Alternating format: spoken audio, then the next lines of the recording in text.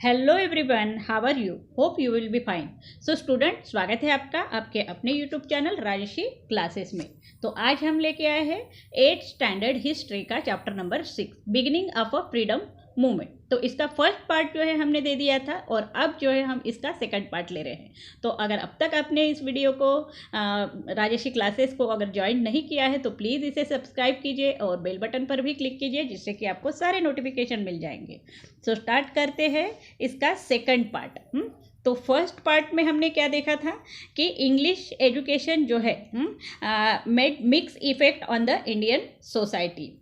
So the seed of a nationalism were sown by the reform of newly educated society। Newly educated society के जो भी reformers थे, उन्होंने जो है एक नेशनलिज्म का जो एक बीज जो है पूरे इंडिया में जो है फैला दिया था। एक एक्सप्लॉयटेशन जो हो रहा था, मतलब इंडिया का जो भी वेल्थ है वो सभी जो है इंग्लैंड के पास में जा रहा था। और हमारी जो ट्रेडिशनल इंडस्ट्रीज है वो भी जो है डिक्लाइन होने चली थी। हमारे वर्कर्स जो है उनको पास में कोई काम ही नहीं रहा था। तो इससे भी जो है एक डिस्कॉन्टेंट जो है लोगों के मन में जो है फैल गया था इंग्लैंड की सरकार के बारे में। So due to the spread of a western education, इससे क्या हुआ था कि हमारे जो इंडियंस हैं वेस्टर्न एजुकेशन से उनको जो है आइडिया आ गई थी such as justice, liberty, equality, democracy. ये सब जो है हम जो वेस्टर्न एजुकेशन से सीख रहे थे। Rationalism, scientific attitude, humanity, nationalism, ये जो है ये सभी प्रिंसिपल्स जो है हम वो एक्सेप्ट करना शुरू किया था हमने।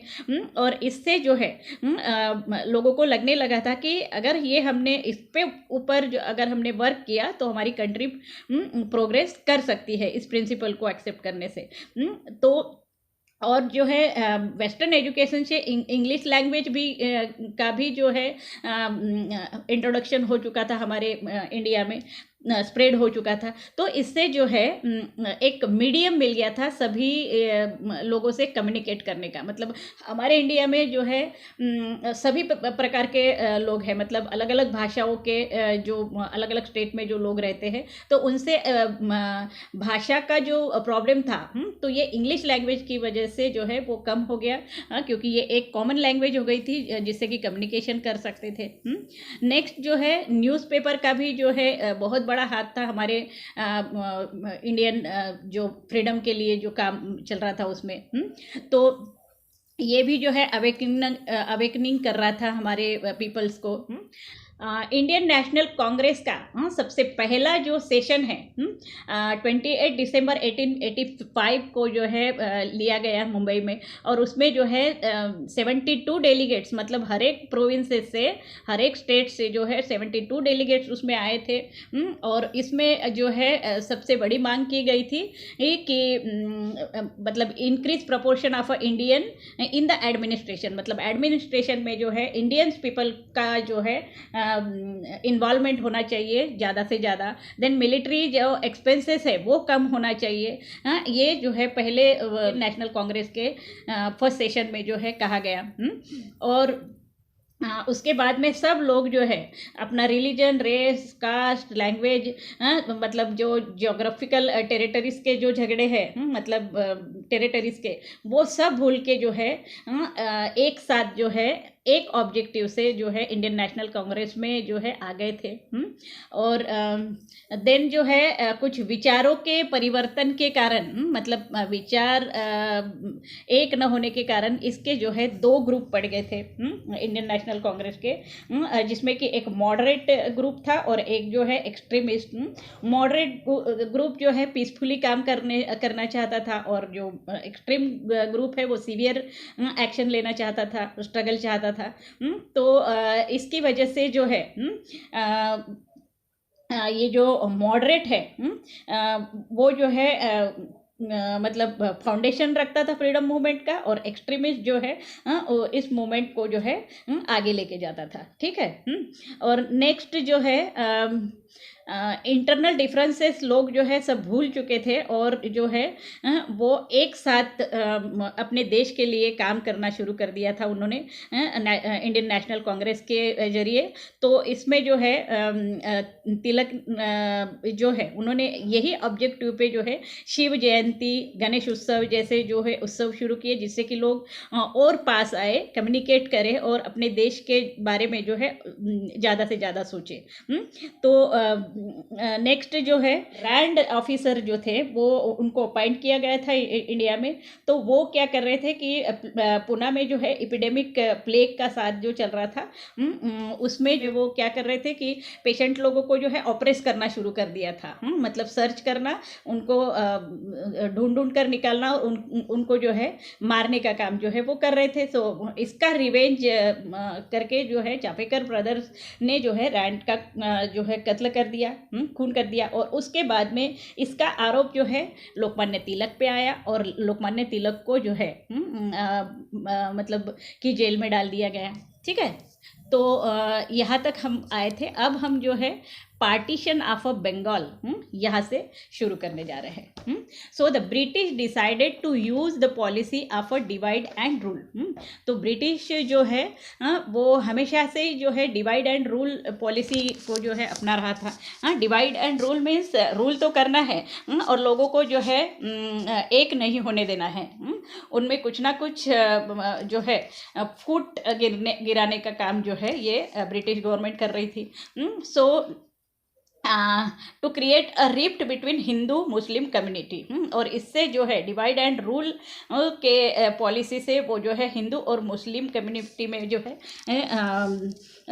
मतलब फुट डालने का काम जो है ये गवर्नमेंट कर रही थी। So the then viceroy Lord Curzon contributed to it.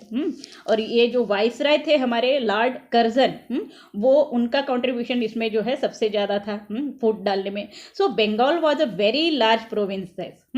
तो बंगाल जो है बहुत बड़ा प्रोविंस था, बहुत बड़ा राज्य था। To carry out the work of this province was difficult from administrative point of view.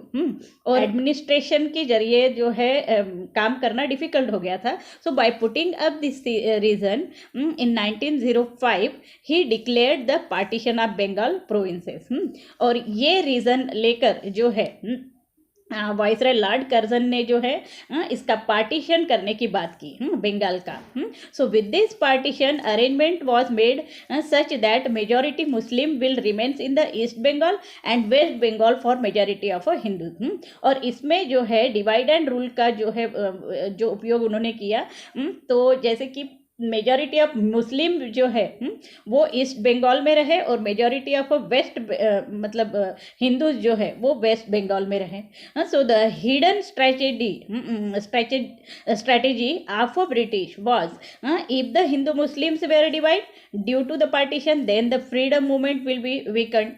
तो इनका जो इनकी स्ट्रैटेजी क्या थी कि हिंदू मुस्लिम अगर डिवाइड हो जाएंगे, मतलब हिंदू जो है वेस्ट बंगाल में आए और जो मुस्लिम जो है ईस्ट बंगाल में अगर चले जाते हैं तो ये डिवाइड हो जाएंगे और जो है फ्रीडम मूवमेंट हमारा जो है वीक हो जाएगा। ये इनकी जो है मतलब स्ट्रैटेजी थी। Okay, anti partition movement. So this was public awakening against partition not only in Bengal but all over India.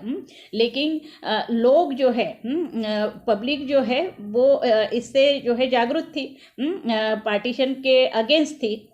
और सिर्फ बंगाल में ही नहीं मगर ऑल ओवर इंडिया में वो पार्टीशन के खिलाफ थी।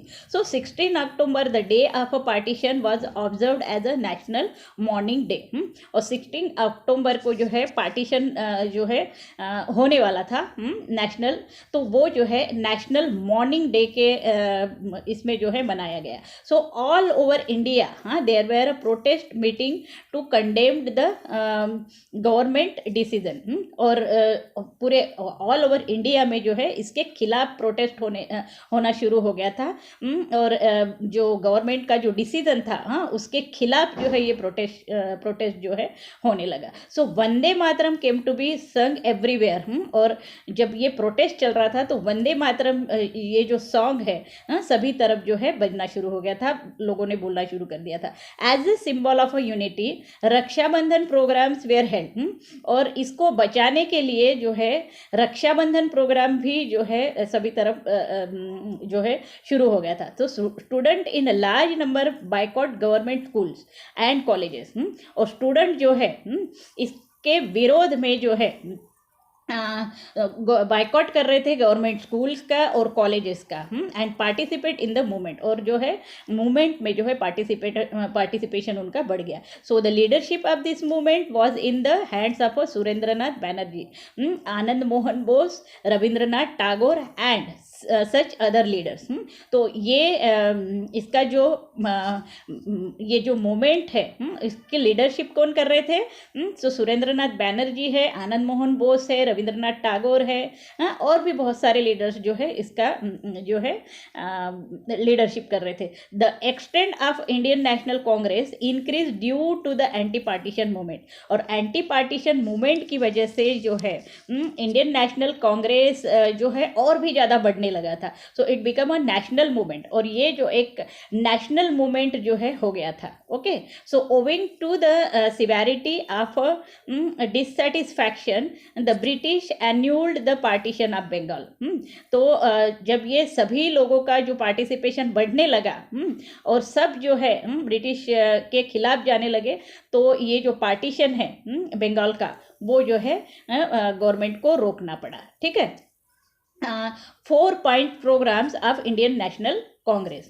अब इंडियन नेशनल कांग्रेस ने जो है 4 पॉइंट प्रोग्राम जो है शुरुआत की। तो Gopal Krishna Gokhale was the president of Indian National Congress session of 1905। और 1905 के इंडियन नेशनल कांग्रेस के सेशन के जो प्रेसिडेंट थे तब कौन थे? Gopal Krishna Gokhale. So he supported the anti partition movement, और उन्होंने जो है एंटी पार्टीशन मूवमेंट को सपोर्ट किया। Okay, so Dadabhai Naoroji was the president of 1906। 1905 में जो है गोपाल कृष्ण गोखले थे, और 1906 में जो है कौन थे president? Dadabhai Naoroji. For first time ही pronounce the word swaraj from the stage. और स्टेज से जो है उन्होंने पहली बार जो है स्वराज का जो है जिक्र किया, मतलब स्वराज जो है शब्द का जो है उन्होंने उच्चार किया। So in this presidential speech he gave the message that remains united, try sincerely and fulfill the aim of a Swaraj. और उन्होंने फर्स्ट टाइम जो है स्वराज का जो है स्टेज पे नाम लिया, और स्वराज्य म्हणजे सुराज्य। So in his presidential speech he gave the message that remains unite. और उन्होंने एक मैसेज दिया कि स्वराज के जरिए जो है हमें जो है यूनाइट होना है, और सिंसियरली जो है हमें अपने देश के बारे में सोचना है, और जो है हमारा जो स्वराज का सपना है उसको पूरा करना है। So that today we will be able to save lakh of people suffering from a poverty, hunger, diseases, and India will get a respectable position among developed countries। और अगर हमने स्वराज के बारे में सोचा और हमने अपने देश के बारे में सोचा, तो हम जो है लाखों लोगों को जो है जो कि सफ़र कर रहे हैं गरीबी से, भूख से, डिसीज से, तो ये जो है इससे जो है उनको हम बाहर ला सकेंगे, और India will get a respectable position among a develop country. Develop country में जो है इंडिया का भी जो है एक रिस्पेक्टफुली जो है नाम लिया जाएगा। So in the same session in the same session, Swaraj, Swadeshi, National Education and Boycott, this 4-point program was unanimously accepted by the Indian National Congress. So इस सेम जो है बात हुई। और ये जो स्वराज, स्वदेशी, नेशनल एजुकेशन एंड बॉयकट, ये 4 पॉइंट प्रोग्राम को जो है सब लोगों ने, इंडियन नेशनल कांग्रेस ने जो है इसको एक्सेप्ट कर लिया। ओके, सो ये जो है दादा भाई नौरोजी की यहाँ पे पिक्चर दी हुई है, आप देख रहे हो यहाँ पे। तो ये जो है इन्होंने ये सब जो है बातें की थी। स्वदेशी स्वराज और एजुकेशन, नेशनल एजुकेशन होना चाहिए, और इनको जो है ये ब्रिटिश लोगों को जो है बायकॉट करना चाहिए, ये बात जो है उन्होंने की थी। ठीक है, due to swadeshi movement we will be self sufficient. और स्वदेशी मूवमेंट से क्या होने वाला था कि हम लोग जो है सेल्फ सफिशिएंट होने वाले थे। स्वदेशी मतलब क्या कि जो भी हमारे देश में हमारी जो ज़रूरत है, हमारी जो हमको जो भी सामान लगता है वो सब जो है इंडियन खुद बनाएंगे और वही माल जो है हम वो यूज़ करेंगे। बाहर का जो ब्रिटिश सरकार जो अपने कंपनी का जो सस्ते में जो माल बेच रहा था वो जो है हम नहीं खरीदेंगे। हम स्वदेशी जो भी बनेगा, हमारे देश में जो भी बनेगा वही जो है यूज़ करेंगे। तो इसको जो है स्वदेशी कहा जाता है। Okay, to follow the path of a swadeshi we need to bring together capital. और स्वदेशी अगर हमको बनना है तो हमको क्या चाहिए रहेगा? कैपिटल, रिसोर्सेस चाहिए होंगे, मैन पावर भी लगेगा, and such other forces, and from this the benefits of the country could be achieve. तो ये सब जो है हम यूज़ करेंगे, मतलब कैपिटल है, रिसोर्सेस है, मैन पावर है, ये सब जो है और बाकी के भी जो भी फोर्स लगने वाला था, ये सब जो है हमारी कंट्री से ही हम लेंगे। और जो है बेनिफिट भी जो है वो हम ही को मिलेगा, कंट्री को, हमारे कंट्री को मिलेगा। और कंट्री कुड भी ये सब अचीव कर सकती है। So it was decided that boycotting of a foreign goods, और ये भी डिसाइड हुआ कि फॉरेन का जो भी गुड्स है, मतलब जो भी सामान है, उसको जो है बायकॉट करना शुरू करेंगे। ठीक है, इन द फर्स्ट स्टेप। तो ये जो बाहर के फॉरेन के जो भी गुड्स है, मतलब बाहर के जो भी सामान आ रहे हैं, तो उसको बायकॉट करना ये पहली स्टेप होगी। और बायकॉट ऑफ फॉरेन रूल्स, और जो भी फॉरेन के रूल है जो हमारे देश पे अपनाए जा रहे थे, तो उसको भी जो है सेकंड स्टेप में जो है मतलब बायकॉट करना ये जो है निश्चित हुआ। So due to boycott we will be able to attack the roots of a British imperialism. तो अगर हमने बायकॉट करना शुरू कर दिया, मतलब पहले तो उनके गुड्स को, फिर जो है उनके रूल्स को, तो इससे जो है ब्रिटिश इम्पेरियलिज्म जो है वो जो है मतलब हम अटैक करेंगे उनके रूट्स को, ब्रिटिश के जो एम्पायर है उसको। So was the opinion of some of the leaders, और ये ओपिनियन जो है कुछ लीडर्स का हमारे था। Do you know Gopal Krishna Gokhale founded the servant of Indian society in 1905 में जो है गोपाल कृष्ण गोखले ने जो है सर्वेंट ऑफ इंडियन सोसाइटी का निर्माण किया। So to create love for the country, teach them sacrifice of a self interest, differences between religion and caste should be destroyed, and to create social harmony, spread of education were the main objective of the servant of India society। तो ये जो गोपाल कृष्ण गोखले ने जो है servant of India society का जो formation किया, तो इसमें जो है क्या करना था? To create love for the country, हमारे कंट्री के लिए जो है हमारा प्यार जो भी है वो देना है। टीच देम सैक्रिफाइस, और सब लोगों को जो है सैक्रिफाइस करना, जो है हमारे जो भी सेल्फ इंटरेस्ट है उसको भूल कर जो है देश के लिए काम करना है, और इसके लिए सैक्रिफाइस भी करना पड़े तो करना है। और डिफरेंसेस जो भी है रिलीजन कास्ट के, वो सभी जो है भूल जाना है, और एक नया जो है सोशल हार्मनी जो है वो स्प्रेड करनी है सभी तरफ, और एजुकेशन भी जो है स्प्रेड करना है। तो ये जो है मेन ऑब्जेक्ट था इनके सर्वेंट ऑफ इंडिया सोसाइटी का। Okay, next, differences between moderate and extreme. अब मॉडरेट और जो एक्सट्रीमिस्ट, ये दो जो ग्रुप हमारे इंडियन नेशनल कांग्रेस में गिर गए थे, तो इसके डिफरेंसेस क्या थे? So the differences between the ideologies of Indian National Congress rose to great extent in the Surat session in 1907। अब ये जो मॉडरेट और एक्सट्रीमिस्ट जो ये दो ग्रुप हो गए थे, तो इनका जो है सूरत के सेशन में 1907 में जो है डिफरेंसेस बहुत ज़्यादा जो है, विचारों में जो फ़र्क है वो बहुत ज़्यादा बढ़ गया था इस 1907 के सेशन में. So the moderates were trying to keep aside the resolution of swadeshi and boycott. अब ये जो मॉडरेट है वो क्या ट्राई कर रहे थे कि वो जो है resolution of swadeshi and boycott से जो है वो अलग थे. Okay, the extremist trying that this opposition should not be successful. और एक्सट्रीमिस्ट जो है वो क्या कर रहे थे, इसका जो अपोजिशन हो रहा था उसको वो सक्सेसफुल नहीं होने देना चाहते थे. So Gopal Krishna Gokhale, Surendranath Banerjee, Firoz Shah Mehta, such moderate leaders blame that the extremist leaders are trying to capture the Indian National Congress.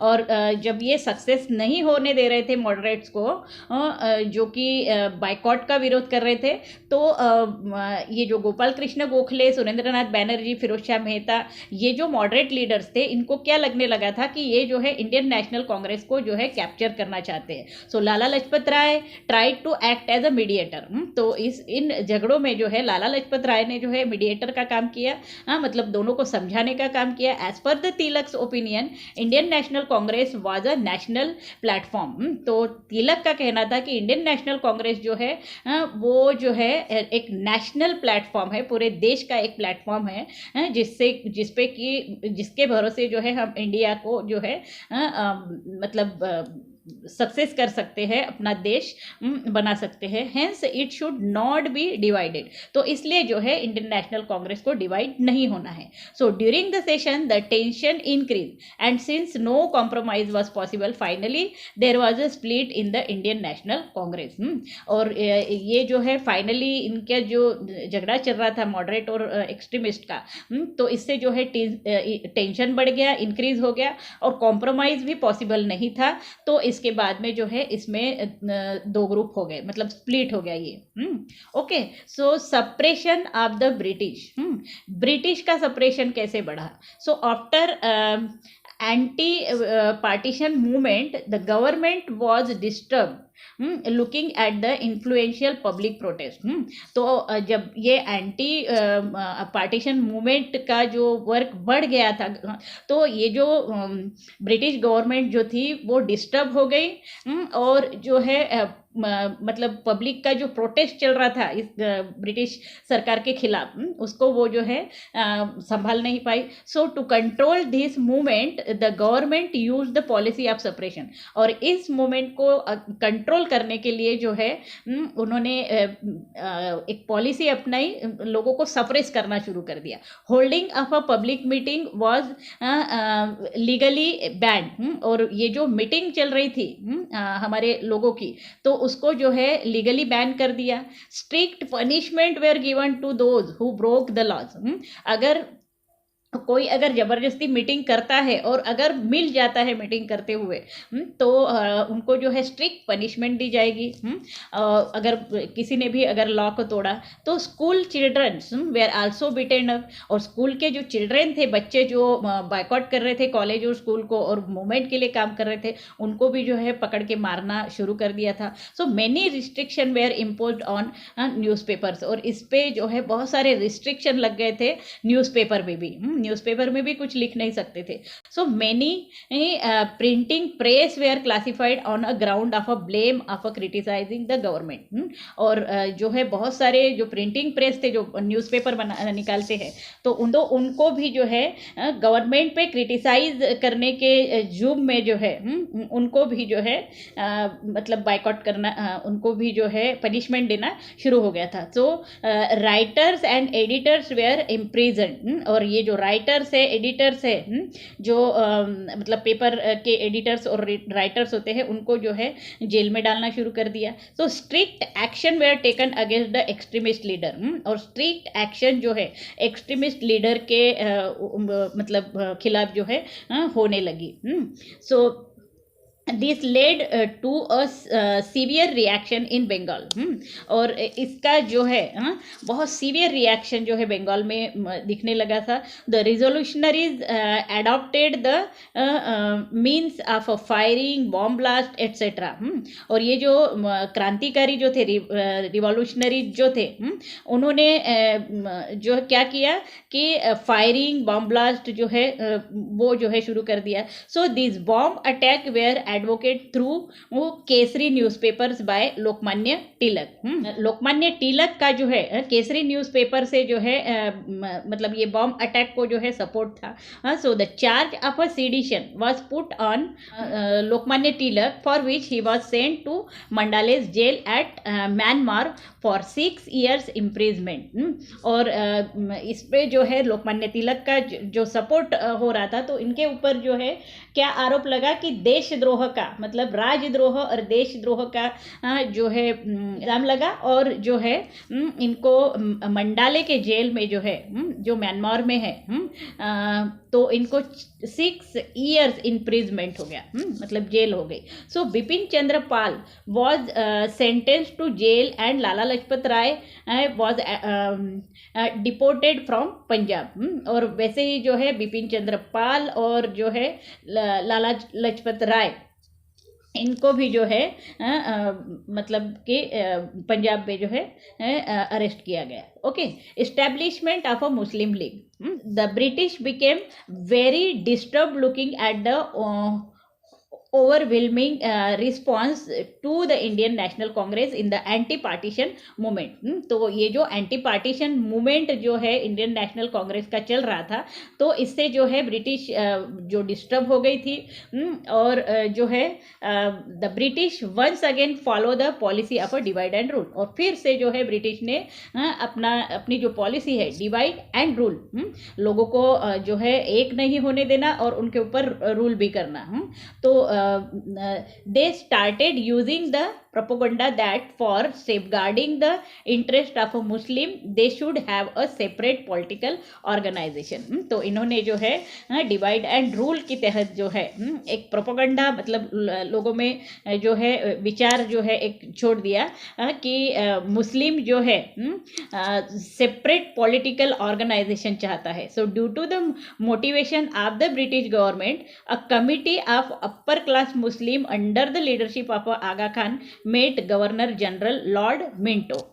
और ये मतलब इनका जो मोटिवेशन जो मिल रहा था ब्रिटिश गवर्नमेंट का, तो ये जो मुस्लिम जो है अपर क्लास मुस्लिम जो है वो अपने लीडरशिप में, मतलब आगा खान के लीडरशिप में जो है वो किससे मिले? गवर्नर जनरल लॉर्ड मिंटो से। Due to the motivation from Lord Minto and other British officer, the Muslim League was establish in 1906। और ये मुस्लिम को जो है लॉर्ड मिंटो का भी जो है एक मोटिवेशन मिला और बाकी के ब्रिटिश ऑफिसर थे उनका भी सपोर्ट मिला, और इससे जो है मुस्लिम लीग जो है का इस्टेब्लिशमेंट हुआ 1906 में।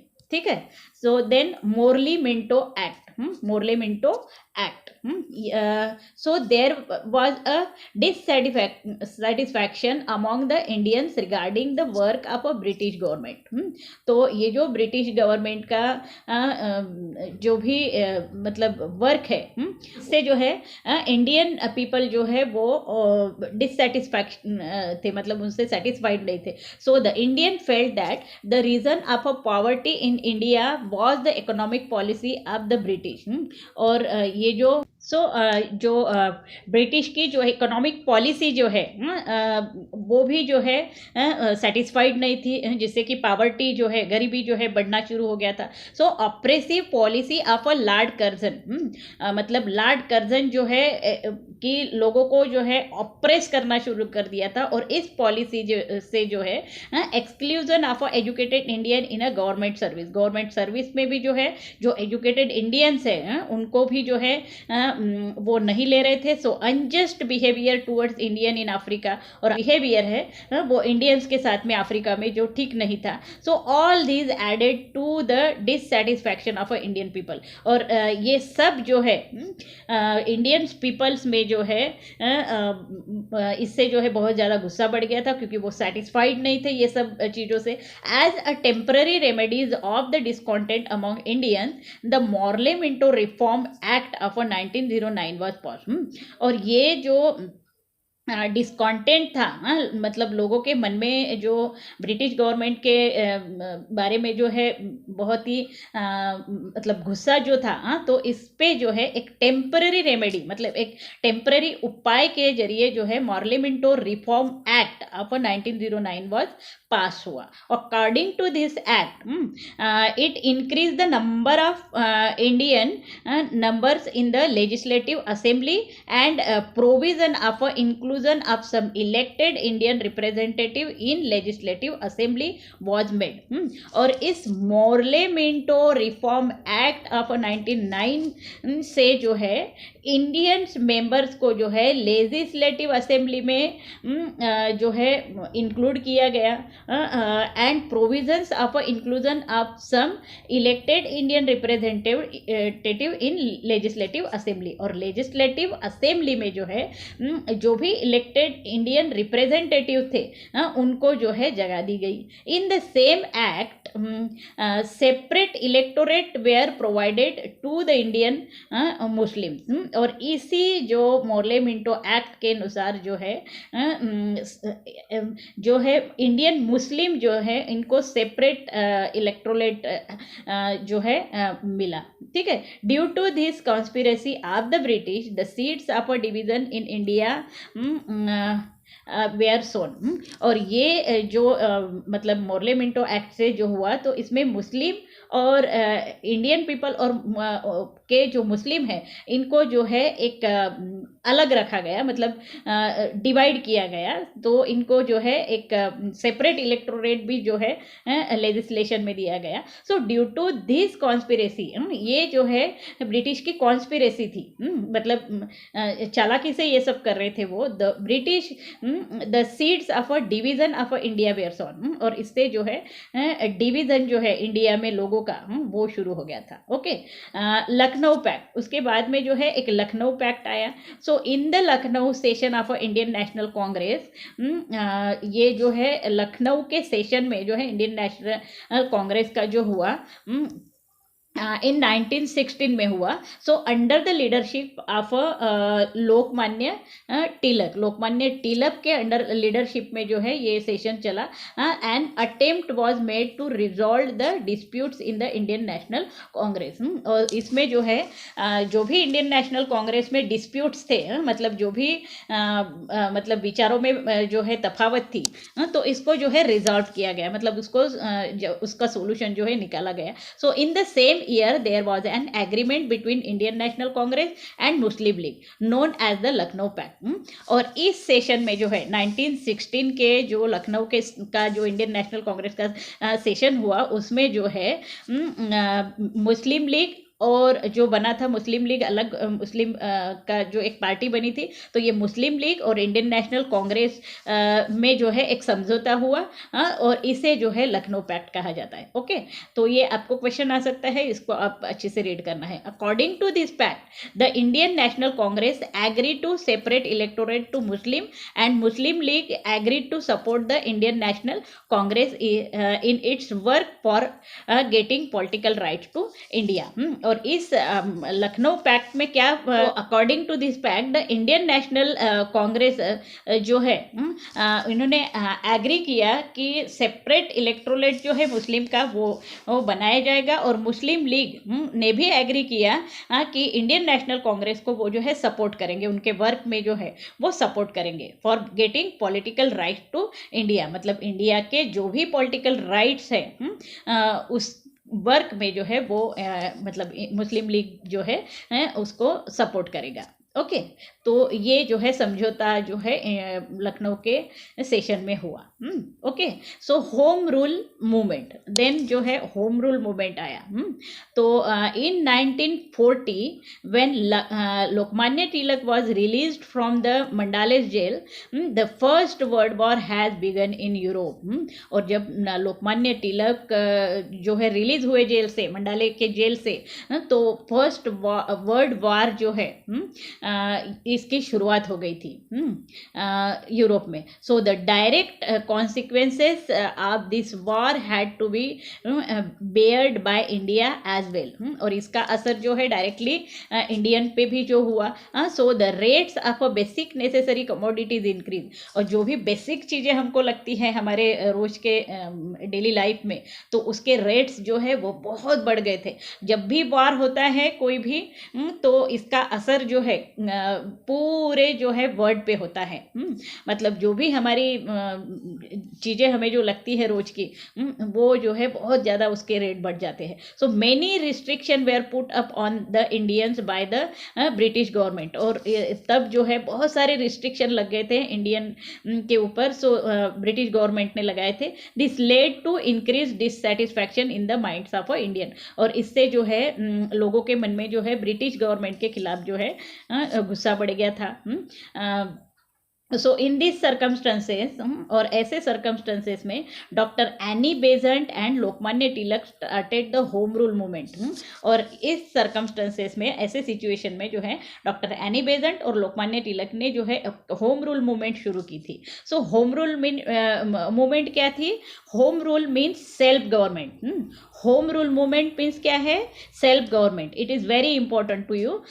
सच movement also began in Ireland against colonialism. तो on similar lines home rule movement demanded right of a self government in India. और ये जो होम रूल मूवमेंट जो थी वो क्या डिमांड कर रही थी? कि right of a self government in India. Government में जो है एक सेल्फ गवर्नमेंट होनी चाहिए इंडिया के लिए।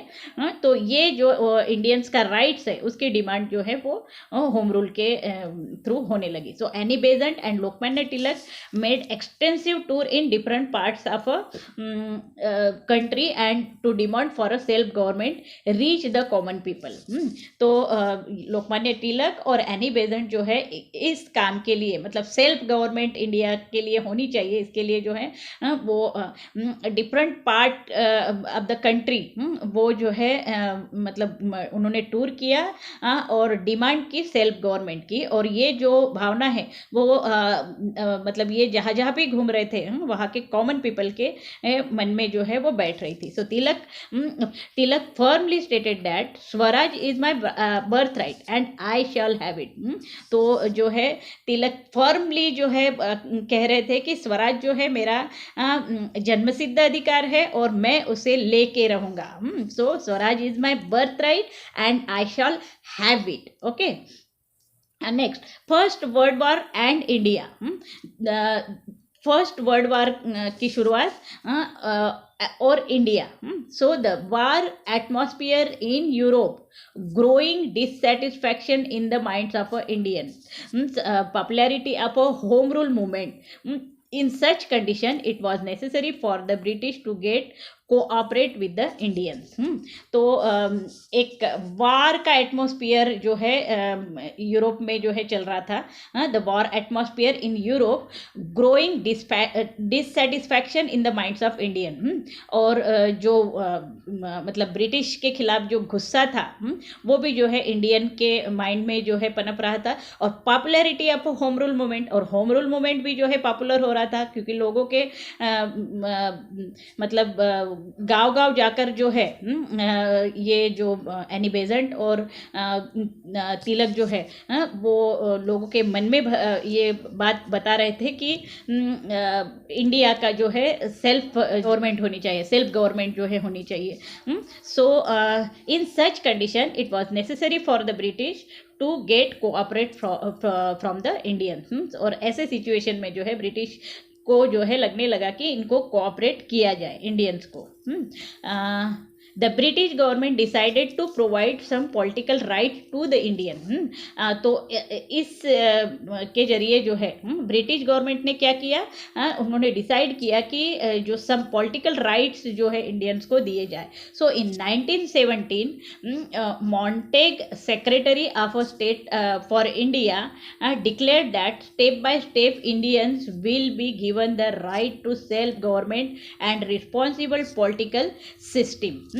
तो 1970 में जो है Montagu secretary of state for India, जो सेक्रेटरी थे स्टेट ऑफ इंडिया के, उन्होंने डिक्लेयर किया कि स्टेप बाय स्टेप जो है इंडियन को जो है राइट्स, सेल्फ गवर्नमेंट के राइट्स जो है वो दिए जाएंगे, और जो है कुछ रिस्पॉन्सिबल पॉलिटिकल सिस्टम है उनको दी जाएगी। So Tilak also declare that if the government is going to shown sympathy and considerable attitude towards the demand of the Indians, only then Indian public is ready to cooperate the British.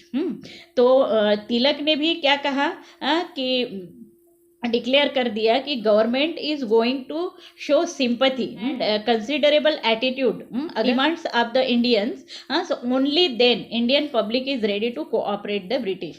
अगर वो seriously अगर हमारे demand के ऊपर अगर काम करती है तो ही जो है वो कोऑपरेट करेंगे ब्रिटिश को। This policy of Lokmanya Tilak is known as a responsive cooperation. और ये जो पॉलिसी थी तिलक की, लोकमान्य तिलक की, तो इसे क्या कहा जाता है, रिस्पॉन्सिव कोऑपरेशन।